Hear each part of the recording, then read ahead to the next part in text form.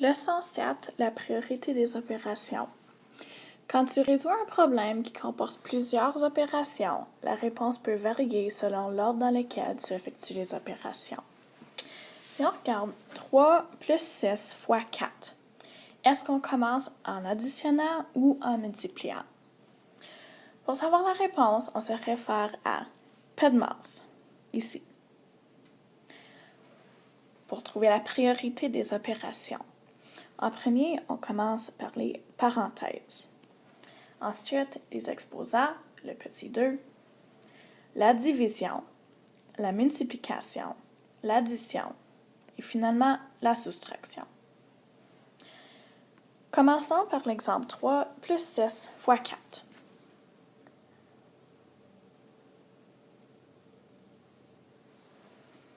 En premier, il faut multiplier. Parce qu'ici, on a une multiplication et l'addition. On commence par la multiplication. On va maintenant 3 plus 6 fois 4 égale 24. Donc ici, je vais mettre 24. On a trouvé la réponse ici. Égal. Ensuite, parce que j'ai fini de multiplier, maintenant je peux additionner. 3 plus 24 égale 27. Donc, nous avons trouvé la bonne réponse. Si on aurait commencé par l'addition, on n'aurait pas eu la bonne réponse. Si on commence par 3 plus 6 égale 9,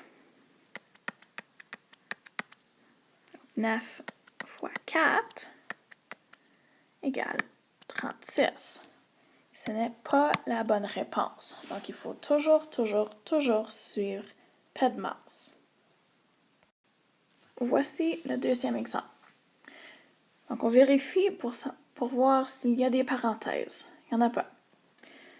Est-ce qu'il y a des multiplications ou des divisions? Oui, il y a division. Ensuite, une soustraction. Donc, en premier,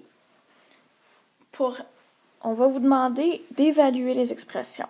Fait que quand tu calcules la réponse, tu évalues l'expression. Maintenant, nous allons évaluer l'expression 16 moins 14 divisé par 2.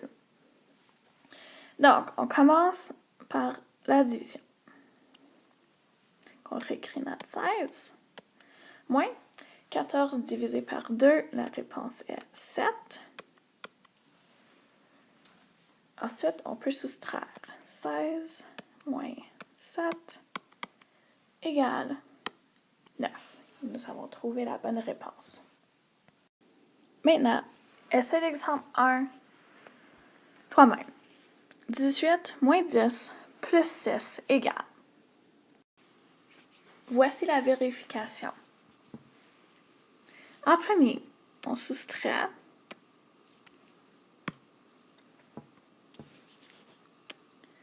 18 moins 10. La réponse est 8. Maintenant, on additionne 8 plus 6 égale 14. J'espère que tu as la bonne réponse. Essayons maintenant quelque chose de plus difficile. L'exemple numéro 2.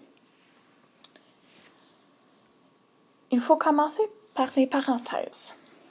Donc, on va réécrire notre 7 fois. Ici, on résout.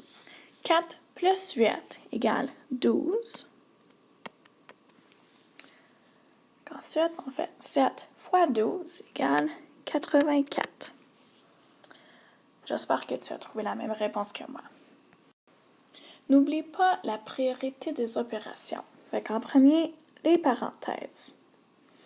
Ensuite, puisqu'il n'y aura pas d'exposant, la division ou la multiplication, et finalement l'addition ou la soustraction.